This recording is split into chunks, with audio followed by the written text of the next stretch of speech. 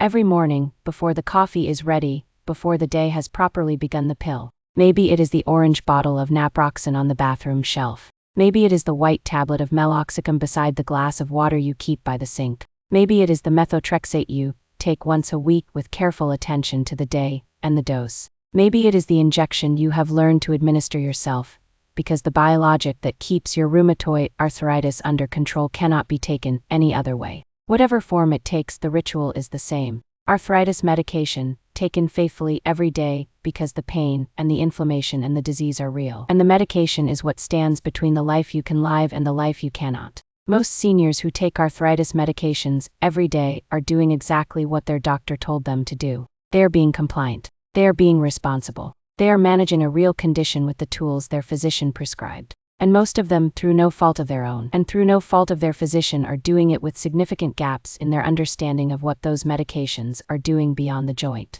What the research has accumulated about the long-term effects of daily arthritis medication use in seniors. What interactions exist between their arthritis drugs and the other medications that most seniors take simultaneously. And what specific, actionable steps the evidence supports for monitoring the effects of these medications, protecting against their most serious risks, and reducing the dose required through the natural interventions that the research increasingly validates. Today I'm going to fill those gaps, honestly, specifically, with the respect that every senior who takes medication every day deserves, not to be frightened, not to be told to stop their treatment, but to be fully informed about what they are taking and what that means for every aspect of their health. This is the conversation your doctor wants to have with you and cannot fully complete in 15 minutes. Today we are going to complete it. Before we go any further, subscribe to this channel right now if you want evidence-based health information specifically designed for seniors managing chronic conditions. We create this content every week because you deserve the full story about your health.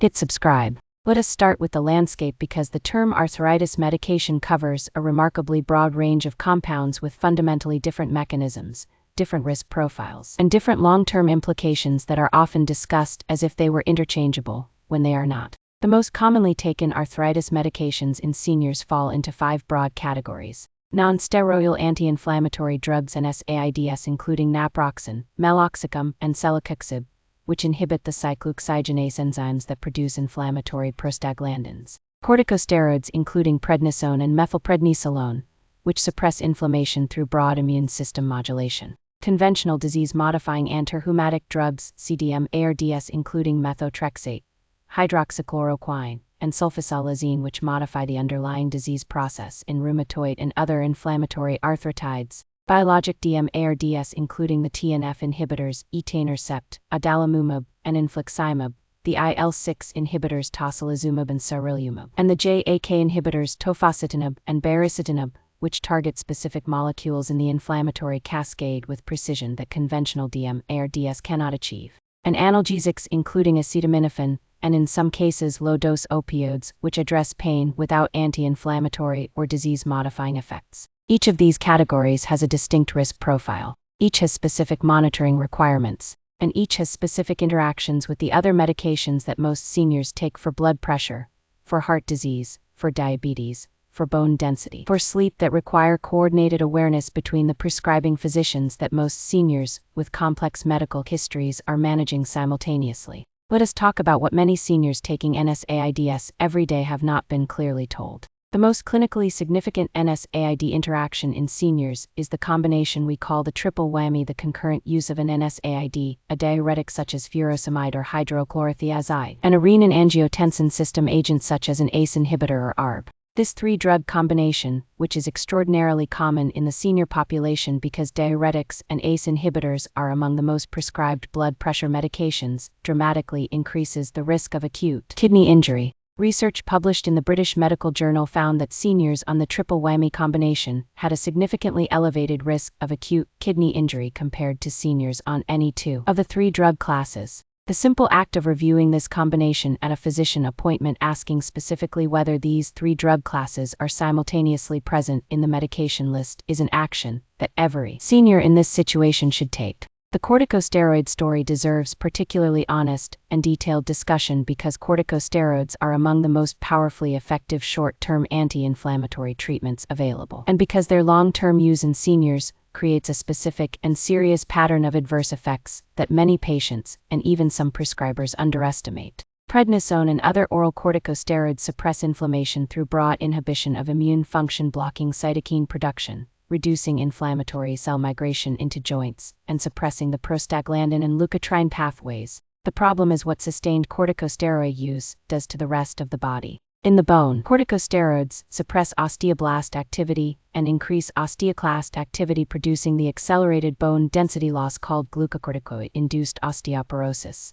That is the most common cause of secondary osteoporosis in adults. Research has established that corticosteroid use for 3 or more months at doses above 5 mg of prednisone daily produces clinically significant bone density loss that substantially increases fracture risk. Every senior taking prednisone regularly should be on calcium supplementation, vitamin D supplementation, and a bisphosphonate or other bone-protecting medication, and should have bone density monitoring through DEXA scanning as standard components of the corticosteroid management plan. In the metabolic system, corticosteroids promote insulin resistance and glucose elevation, raising blood glucose levels that can precipitate or worsen diabetes in susceptible individuals. In the immune system, corticosteroids suppress the defenses against bacterial, viral, and fungal infections, increasing infection risk in proportion to the dose and duration of use. In the muscles, corticosteroids produce proximal muscle weakness, the characteristic corticosteroid myopathy that affects the hip flexors and shoulder muscles,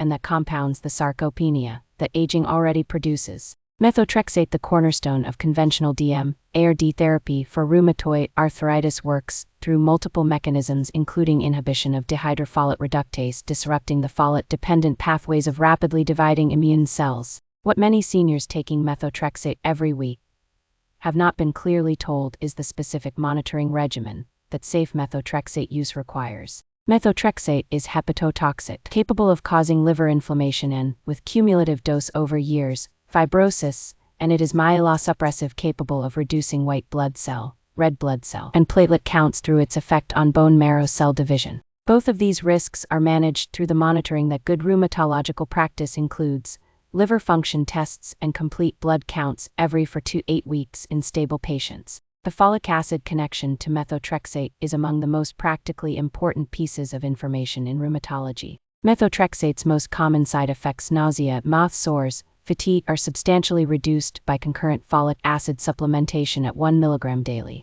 The folic acid does not blunt the anti-inflammatory efficacy of methotrexate. It reduces the side effects through a mechanism separate from the arthritis benefit pathway. Yet a significant proportion of patients taking methotrexate are either not taking folic acid or are taking insufficient amounts, and many experience side effects that are entirely preventable through this simple, inexpensive supplementation. Before we continue, here is your pause. Are you taking methotrexate, or do you know a senior who is? Drop a comment below right now and tell us whether folic acid supplementation was specifically prescribed alongside the methotrexate, and whether you are receiving regular blood monitoring. This is one of the most important practical checks in this entire video. We read every comment. The biologic medications, the TNF inhibitors, IL-6 inhibitors, and JAK inhibitors have transformed the management of rheumatoid arthritis and related inflammatory conditions over the past 2 decades. What many seniors taking biologic medications need to understand more completely is the specific infection risk that these medications carry.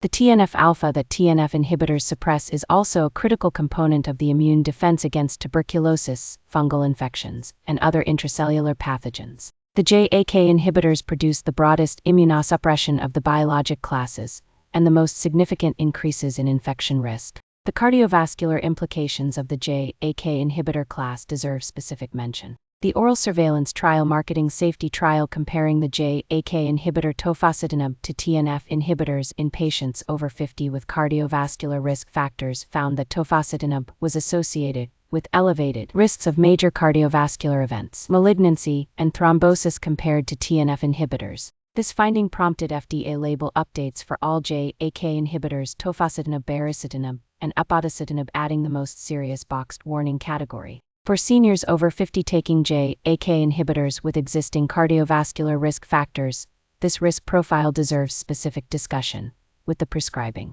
rheumatologist. The hydroxychloroquine story deserves specific mention for the single most important monitoring requirement that every patient taking this medication should know. Hydroxychloroquine's primary serious adverse effect is retinal toxicity, a specific pattern of macular damage that can produce irreversible vision loss when it occurs. The risk is dose-dependent, duration-dependent, and most significantly elevated in patients taking more than 5 mg per kilogram of body weight per day, and in patients who have been taking the drug for more than 5 years. The screening protocol, annual ophthalmological examination with specific retinal imaging including optical coherence tomography, is the standard monitoring requirement. Yet research has consistently found that a significant proportion of patients on hydroxychloroquine are not receiving annual ophthalmological screening. Every senior taking hydroxychloroquine who is not currently receiving annual eye examinations specifically evaluating for retinal toxicity needs to establish this monitoring without delay. The vitamin D dimension, and specifically the optimal range of 40 to 60 nanograms per milliliter that the arthritis research supports, is relevant across all 5 medication categories we have discussed. For seniors taking corticosteroids, vitamin D supplementation is standard of care. Glucocorticoid-induced osteoporosis management guidelines from multiple rheumatology societies uniformly recommend calcium and vitamin D supplementation as the foundation of bone protection in any patient taking corticosteroids for more than 3 months. The specific vitamin D dose recommended in this context targets serum levels above 30 nanograms per milliliter at minimum, with the optimal arthritis range of 40 to 60 nanograms per milliliter representing the most complete bone and joint protection. Seniors taking prednisone without concurrent vitamin D supplementation are missing a standard of care intervention. For seniors taking methotrexate, research has found that vitamin D deficiency is associated with reduced methotrexate efficacy in rheumatoid arthritis, meaning that patients who are vitamin D deficient may require higher methotrexate doses to achieve the same disease control as vitamin D sufficient patients. Correcting vitamin D deficiency alongside methotrexate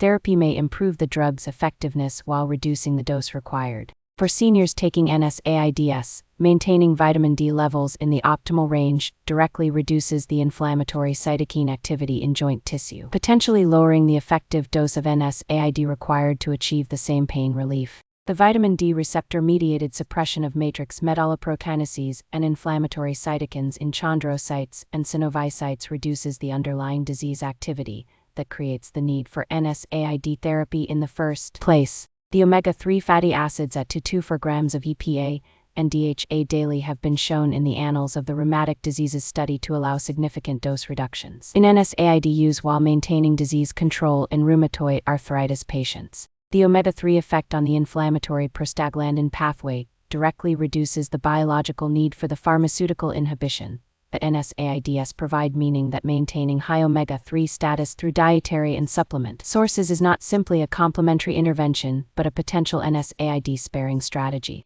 The concept of medication holidays, temporary planned cessation of arthritis medications under physician supervision, is increasingly relevant for seniors who have achieved sustained remission of inflammatory arthritis. Multiple randomized controlled trials have examined DM-ARD tapering and discontinuation in sustained rheumatoid arthritis remission, with the general finding that approximately 40 to 60% of patients in sustained remission can successfully taper or discontinue their DM-ARD therapy with close monitoring, while the remainder experience disease flares that require reinstatement. The patients most likely to maintain remission off therapy are those who implement the comprehensive natural management program, exercise, weight management, anti-inflammatory nutrition alongside the pharmacological tapering. The complete picture of arthritis medication management in seniors is one of active partnership between the patient who understands what the medications are doing, what the monitoring requires, what the interactions are, and what the natural interventions can contribute,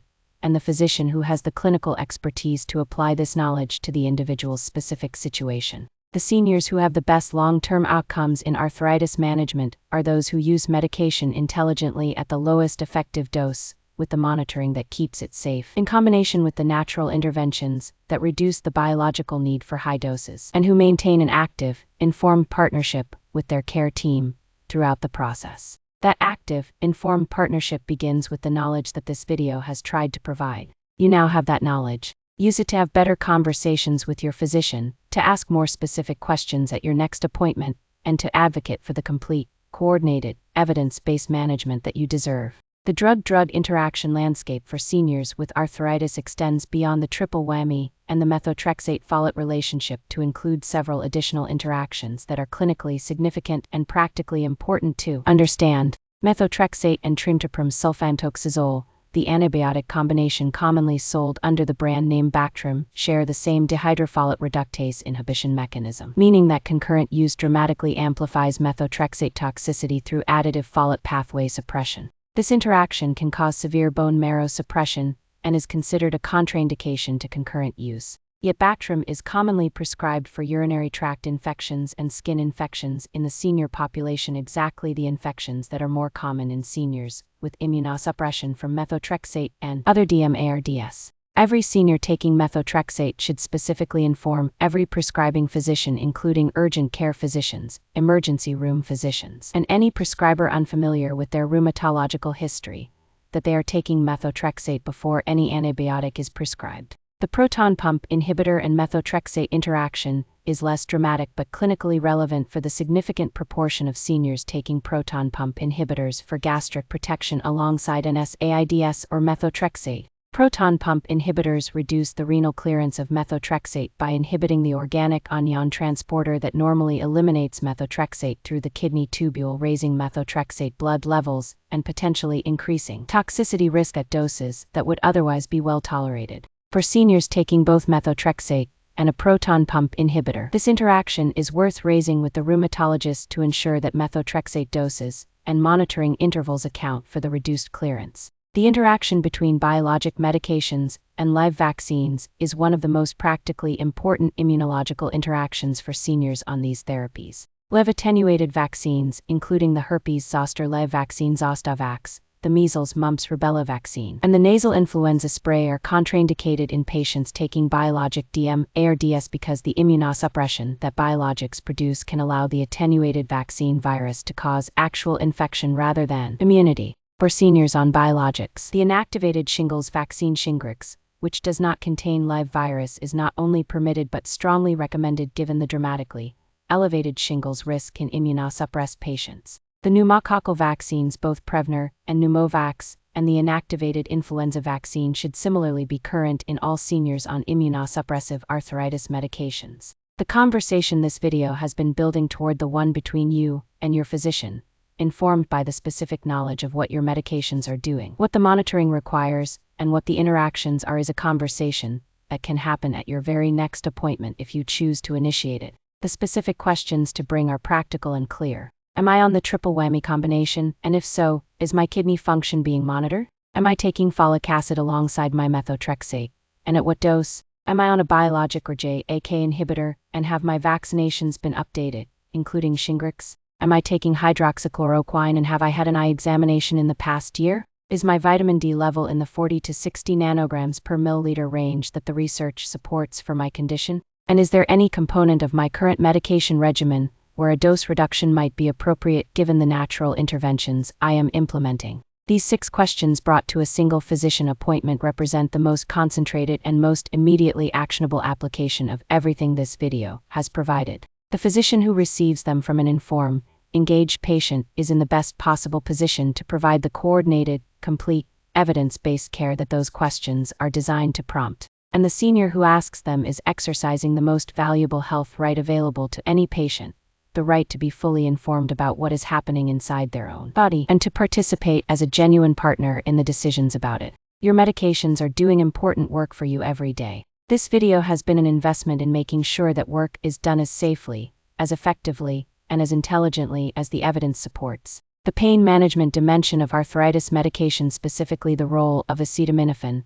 and the careful use of opioid medications in seniors who have not achieved adequate pain control with anti-inflammatory and disease-modifying therapy, deserves honest discussion because it represents a dimension of arthritis care that many seniors navigate with insufficient guidance. Acetaminophen, sold under the brand name Tylenol, has historically been recommended as a first-line analgesic for osteoarthritis pain given its favorable gastrointestinal profile compared to NSAIDs. Recent systematic reviews, including a Cochrane analysis of acetaminophen for hip and knee osteoarthritis, have found that acetaminophen's efficacy for osteoarthritis pain is more modest than previously recognized, producing statistically significant but clinically small pain reductions that are often insufficient as a sole pain management strategy. The maximum safe daily dose for seniors 2 grams per day in adults with any liver disease risk and 3 grams per day in otherwise healthy adults is substantially lower than the package maximum of 4 grams per day. And acetaminophen toxicity from inadvertent overuse through simultaneous consumption of multiple products containing acetaminophen,